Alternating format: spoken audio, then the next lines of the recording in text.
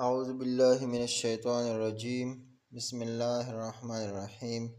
إن الله وملائكته يصلون على النبي يا أيها الذين آمنوا صلوا عليه وسلموا تسليما اللهم صل على محمد وعلى آل محمد كما صليت على إبراهيم وعلى آل إبراهيم إنك حميد مجيد اللهم بارك على محمد وعلى آل محمد كما باركت على إبراهيم وعلى آل إبراهيم إنك حميد مجيد السلام علیکم ورحمۃ اللہ وبرکاتہ. الله تعالی نه امید لرم چې تاسو ټول به روغ جوړ به او صحیح سلامت به یې.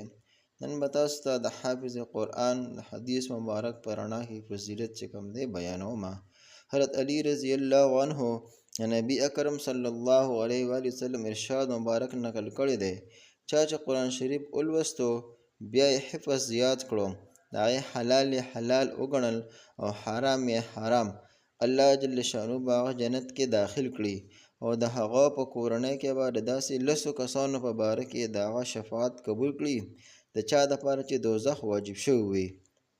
جنت ته داخلېدل خو د هر مؤمن دپاره انشاءالله شته، اگر چې د بد عملو سزا خوړلو نه پس ولې نه وي. خو د قرآن شریف د حافظانو دپاره دا فضیلت د اول داخلېدو په اعتبار سره دی، او هغه لس کسان چې د چا په باره کې چې شفاعت قبول کړی شوی دی هغه به فاسقان او فاجران او ګناهګار به وي چې لوی ګناهونه به یې کړي وي، ځکه چې د کافرانو په باره کې خو شفاعت اړو شته دی نه. د الله جل شانه ارشاد مبارک دی، بسم الله الرحمن الرحیم انه من یشرک بالله فقد حرم الله علیه الجنة ومأواه النار وما للظالمین من انصار. مفهوم یې داسې دی په مشرکانو الله پاک جنت حرام کړی دی او د هغوی ځای دوزخ دی او د ظالمانو هېڅوک مددګار نشته. بل ځای ارشاد مبارک دی، بسم الله الرحمن الرحیم ما کان للنبي والذین آمنوا ان یستغفروا للمشرکین. مفهوم یې داسې دی چې نبي او مؤمنانو دپاره د دې اجازت نشته چې د هغوی د مشرکانو دپاره بخښنه وغواړي اگر چې هغوی یې خپلوان وي وغیره وغیره. په دې مضمون کې دا واضح شي چې د مشرکانو بخښنه نشته دی. د دې وجې د حافظانو د شفاعت نه د هغې مسلمانانو شفاعت مراد دی چې د ګناهونو په وجه د هغوی په دوزخ کې داخلېدل ضروري شوي وي. څوک چې د دوزخ نه محفوظ کېدل غواړي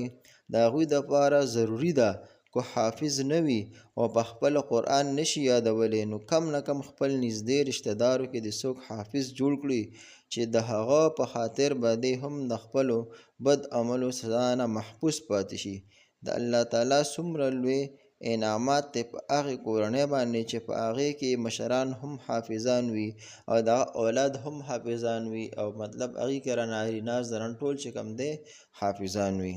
آخر کې تاسو ته یو گزارش کوم او زما عزتمندو که چېرې تاسو زموږ د دې وظایف چینل باندې نوي یې نو مهرباني وکړئ زموږ د چینل سبسکرایب کړئ او ورسره بیل آیکن هم پریس کړئ دپاره دی چې تاسو ته زموږ هر نوې ویډیو باره کې نوټیفیکیشن میلاویږي، او زموږ دا ویډیو لایک کړئ او د صدقې جاریه په طور په خپلو دوستانو عزیزانو او رشته دارو سره ضرور شیر کړئ، او آخر کې کمنټ سیکشن کې موږ له خپل قیمتي رایې باره کې ضرور چې کوم دی آگاه وفرمایئ. و آخر دعوانا ان الحمد لله